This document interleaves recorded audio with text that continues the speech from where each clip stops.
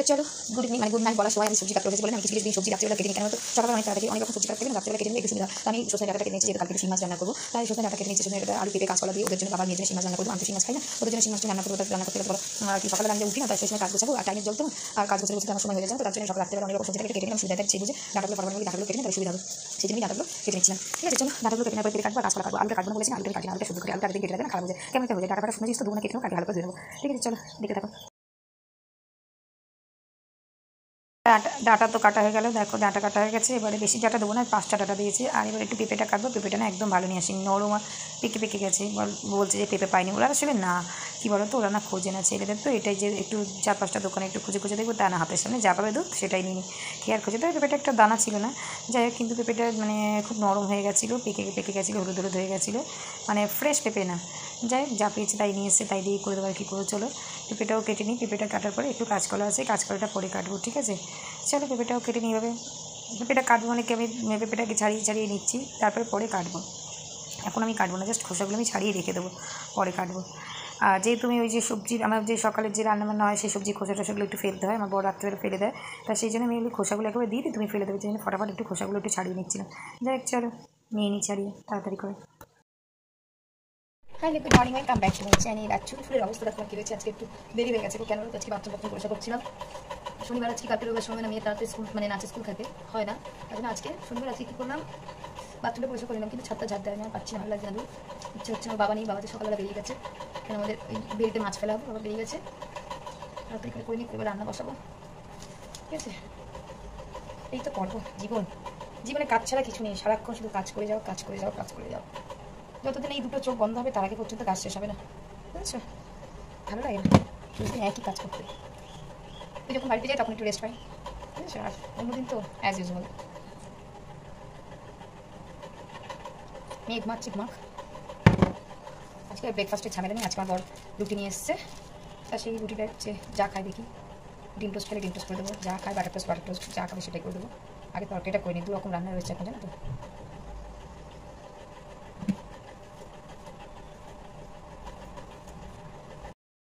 আর এই দেখো আজকে চলে এসেছি রান্নাঘরের দিকে। রান্নাঘরে কী কী রান্না হবে সেটা দেখায়, যে শিং মাছের ঝোল করবো ডাঁটা দিয়ে, কাঁচকলা পেঁপে আলু দিয়ে, আর আলুটা চন্দ্রমুখী আলু নিয়ে এসেছি, আলু দিয়ে করবো। আর আছে একটু উচ্ছে তিতো করবো, উচ্ছে আলু দিয়ে টমেটো দিয়ে একটু চচ্চড়ি করবো। এই হচ্ছে আজকের মেনু।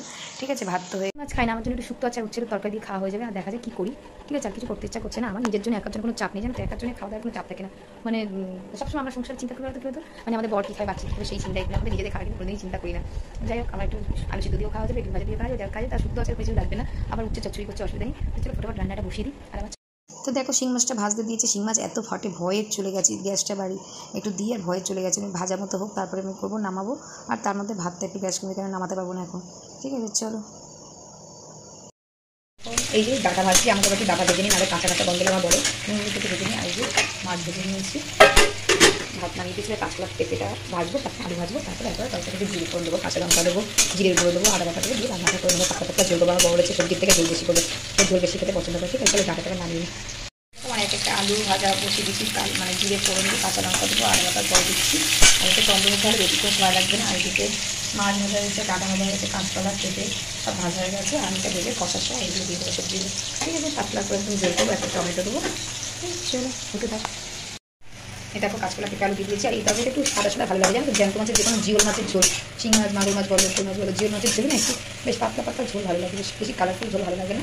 তাও টমেটো দিয়েছি, অনেকে টমেটো স্কিপ করে, কিন্তু আমি টমেটো না দিলে আমার তরকারি হয়নি। যাই একটু ভাজা ভাজা হয়ে যায়, তাহলে জল দেবো, মোটামুটি কষা হয়ে গেছে। বর বলেছে পাতলা ঝোল খাবো, তাই জন্য 1 পুকুর জল দিয়ে দিয়েছি। দেখো বলেছে সবজির থেকে জল বেশি না হয়, ঝোল বেশি না হয়, মানে 1 পুকুর জল ঢেলে দিয়েছে। যা পুকুরটা পুকুর ফুটলে এই যে মাছ আর ডাঁটা দেবো। ঠিক আছে, চলো ঝোলটা ফুটুক তাই। তো দেখো আমার ঝোল মোটামুটি হয়ে গেছে, এবার একটু নুনটা চেপে নামিয়ে দেবো, এরকম ঝোল খাবে আমার বর। ঠিক আছে, আর কিছু করবো না, বন্ধ করবো গ্যাসটা দিয়ে, মাছ ডাঁটা সব দিয়ে দিয়েছি, মোটামুটি হয়ে গেছে, ঝোলটা নামানোর পজিশন হয়ে গেছে। ঠিক আছে, চলো ঝোলটা কেমন হচ্ছে জানি না, আর এরকম কে কে জ্যান্ত মাছের ঝোল খাও কমেন্ট করো। ঠিক আছে, চলো টাটা।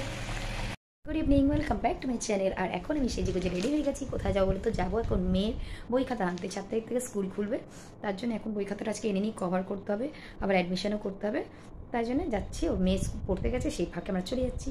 ঠিক আছে, চলো টাটা, বাই বাই, সবাই ভালো থেকো, গুড নাইট। আর পাশে থেকো, সাথে থেকো, সঙ্গে চলো পারলে। ঠিক আছে? বন্ধু হও, হাত বাড়াও, আমিও হাত বাড়াবো, বন্ধু হয়ে পাশে থাকবো। ঠিক আছে, চলো tata, bye bye, good night, সবাই ভালো থেকো, সুস্থ থেকো, টাটা।